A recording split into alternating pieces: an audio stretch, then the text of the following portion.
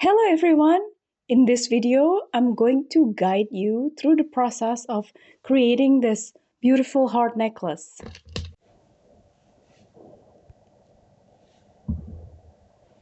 Originally, I made this piece for my daughter, and since she is a little girl, the length of this necklace will fit only on a little girl. But don't worry, I will go over on how to measure and count the chain length to ensure your necklace fits just right. I will show you a step-by-step how to shape the perfect heart, solder the gold-filled components together, and attach the pendant to the chain. So, are you ready to create something beautiful? Let's get started on this lovely heart necklace. First, take 18 gauge wire and cut 6 cm at length. Mark the middle with a Sharpie. Using a pair of flat nose pliers, bend into a small degree angle against where the curve is. I know that I'm showing otherwise, but trust me on this. Now take a pair of pliers with 6 mm diameters and fork one notch on the other side and also on another side. Don't panic if the shape isn't balanced. You can just adjust it until reach to the shape that you like. Sometimes you need to fold the indentation closer and move the curve further down the wire. The most important thing is that the apex of the heart needs to fall right below the indentation. There's no perfect shape. Everybody forked their heart differently. Now, my heart has a problem. Like I said earlier, I didn't bend enough of the indentation. Since the wire is thick and short, I couldn't smoothen the curve with only just using the pliers. So let's see. I am using this small diameter mandrel and try to hammer the wire into it. It works. So the next step is to put the two ends to touch, and eventually we will solder these two together. I can file the both ends with 45 degrees angle each side, but those are not easy to make, so I decided to put one end perpendicular to another one. Still, you need to file the edges flat.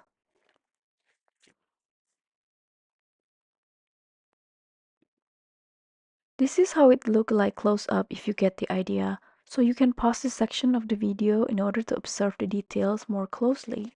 Now let's get ready to solder this component. I'll be using a small dish and a borax cone as the flux. Basically, I grind the borax stone in this small dish, and the white liquid that is produced from this process is going to be used as a flux. The purpose of the flux is to prevent oxidation on the piece being soldered. This helps avoid leaving an unsightly dark marks on the metal. Some of you have questions on what kind of paste that I'm using. For this rose gold filled wire, I'm using 14 karat rose gold solder. So basically, this is the same component used if you want to solder a solid 14 karat rose gold. It cost me an arm and a leg to buy just 3 grams of this, but this is another story, right? Okay, back to the jewelry. Once I know that the component is completely covered in the flux, and then I apply the solder paste on the gap, and then it's fire time. Soldering gold-filled pieces requires a more delicate technique, and when applying the heat, you need to be careful to target it on a specific area. And since this is a small component, it will only take a couple of seconds for the solder to melt. And once it is, then you need to quench it into the pickle solution. There's no exact time to count on how long it should be in the bath, but you can observe the progress by looking at it from time to time. Right now, I'm hammering the component to give it a texture. I need to address an issue here. There is some leftover solder that would be uncomfortable if the pendant is worn close to the neck. I'm using a very soft drill bit to smooth out the rough edges, allowing me to file them down without removing too much of the gold-filled material. Okay, the pointy edge is off now. I'm giving a final file, and the next step is to polish them. By the way, the file that I'm using is 2000 grit sandpaper.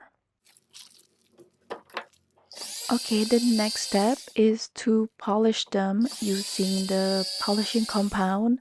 You know that I love using the ZAM polishing compound. Some of you who have lived in the US, you can also choose the Fabuluster that works exactly the same. And the last step is to rinse out any leftover polishing compound using the ultrasonic bath. And since I'm going to save some time, I'm also washing other jewelry pieces in the bath. Right now, I'll attach this tiny little pendant to the chain. I have this sample that belonged to my daughter, so it will look like this at the end. So this is the calculation. Please note that it's destined to be given to a 10-year-old child. So if you are an adult, I would recommend a longer chain, of course. To achieve a final length of 38 centimeter, you need to cut two chains, each measuring 16.5 centimeter. The chain that I'm using is this 1.2 millimeter thickness. It's in 14 karat rose gold filled chain. The technique I'm using to attach to the chain to the pendant is the wire wrap. So basically I cut 8 centimeter of 28 gauge wire and fold them into two. I make a loop and I put the heart into the loop and I close it by twisting it 3 to 4 times.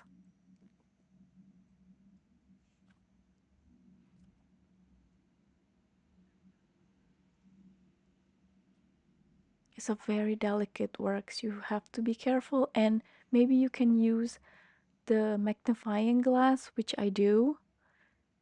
Okay, and in order to attach the pendant to the chain, you need to make another loop of the other end of the wire and do exactly the same like how you do it with the heart.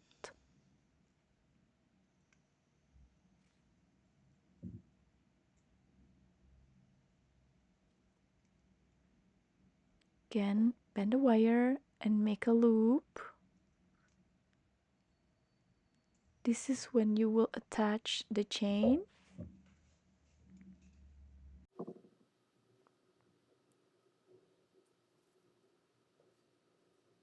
And close it by twisting it 3 to 4 times.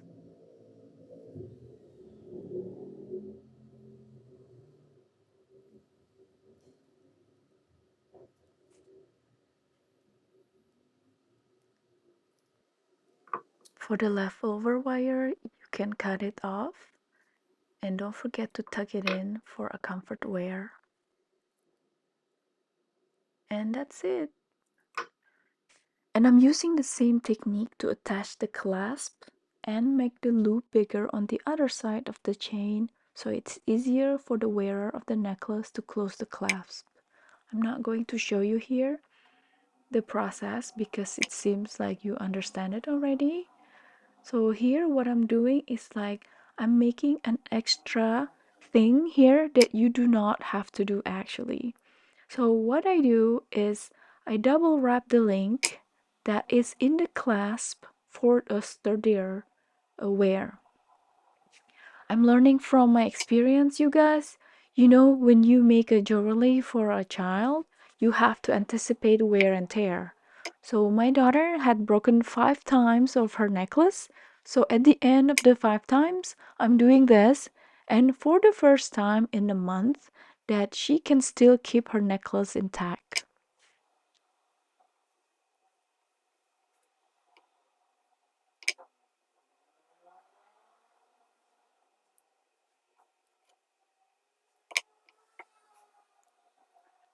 If you are making this necklace for a child, then I recommend you to do the same. So now that it's done, I'm going to attach this clasp to the chain using the same method, which is wire wrap. We are reaching towards the end of the video. As promised, I'm going to show you the measurement for the adult version. Before that, this is how it looked like, and I really like how the wire wrap looks like on this necklace, and hopefully it will stay very long time without being broken here. So as promised, here are the measurements for the adult version. Feel free to pause this section or save it for later. Don't worry about the top part, just focus on the lower part. And here is how the pendant look like. I really like the aesthetics of the wire wrap. It looks very nice with the texture. If you don't like it, then you can replace the wire with a thicker wire. I would recommend using the 24 gauge wire. I hope that you find this tutorial helpful and enjoyable. Remember, practice makes perfect, so don't be discouraged if your first attempt is not flawless. Okay, here is a helpful tip. Consider trying this design in sterling silver is a good idea because not only it is easier for you to fork the silver, and if you make a mistake with the soldering or shaping, silver is easier to file, to cut, and resolder. It's a great way to practice and perfect your skill. And once you're comfortable with the process in silver, you can then tackle the rose gold filled or yellow gold filled version with more confidence, of course. If you have a question, feel free to shoot me on the comment below. I will be happy to answer it if I can answer it. And if you like this video, please give it a thumbs up and subscribe for more jewelry making tutorial. Thanks for watching and happy crafting. Goodbye.